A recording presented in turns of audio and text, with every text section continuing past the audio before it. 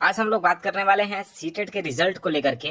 दो प्रश्न हमारे सामने बहुत घूम रहे हैं। पहला प्रश्न है कि सीटेट का रिजल्ट कब, और दूसरा प्रश्न है इसके आगे क्या, इसके बाद क्या। साथियों देखिए, सीटेट के रिजल्ट आने तक ही हमारी नौकरी सीमित नहीं है।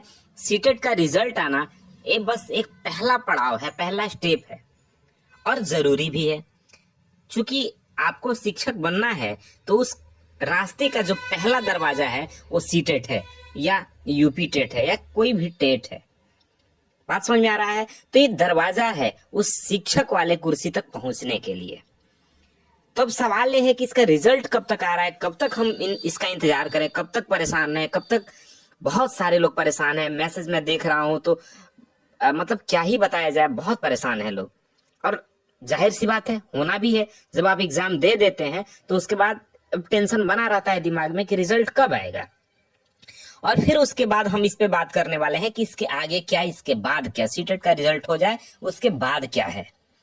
तो पहले तो हम इस पे बात करते हैं कि रिजल्ट कब आ रहा है। तो साथियों, जैसा कि मैंने बताया था आप सभी को कि इसका रिजल्ट जो है 25 से 27 के बीच लगभग तय है कि आ जाना। अब सवाल ये है कि क्या आंसर की फाइनल नहीं आएगा? बिल्कुल नहीं। देखिए, आंसर की क्या है ना, आपके सीटेट के रिजल्ट के बाद आंसर किया आएगा या उसी के साथ आंसर किया आएगा, जो कि वेबसाइट पे अपलोड हो जाएगा। अब ऐसा नहीं कि फाइनल आंसर किया है फिर करेक्शन हो फिर रिजल्ट बने, नहीं, ऐसा नहीं है। अब आपके आंसर की अभी तो क्या है कि आपने आपत्ति दिया था 15 तारीख तक। आपत्ति के बाद क्या है साथियों कि आपका फाइनल आंसर की और रिजल्ट दोनों साथ में तैयार हो रहा है, और फिर उसके बाद दोनों साइड पे अपलोड हो जाएगा। आंसर की फाइनल अपलोड हो जाएगा, साथ में रिजल्ट आ जाएगा। उसके बाद कोई आपको समय नहीं मिलेगा कि फाइनल आंसर की पे आपत्ति करें या फिर इस तरह का कुछ भी नहीं है। आप रिजल्ट को चेक कर पाएंगे तो निश्चित रूप से आप ये मान के चलिए लगभग तय है कि इस वीक में आपका रिजल्ट आ जाएगा। लगभग 27 तक तो मान के चलिए कि आपका रिजल्ट आ जाना है। 27 मार्च तक आपका रिजल्ट आ जाना है। पहला सवाल है कि हाँ भाई रिजल्ट कब तक आ रहा है, तो फाइनल मान के चलिए लगभग 27 मार्च तक आपका रिजल्ट तय है आना, अगर कोई टेक्निकल प्रॉब्लम नहीं हुआ तब। अब सवाल दूसरा है कि इसके बाद क्या, इसके आगे क्या।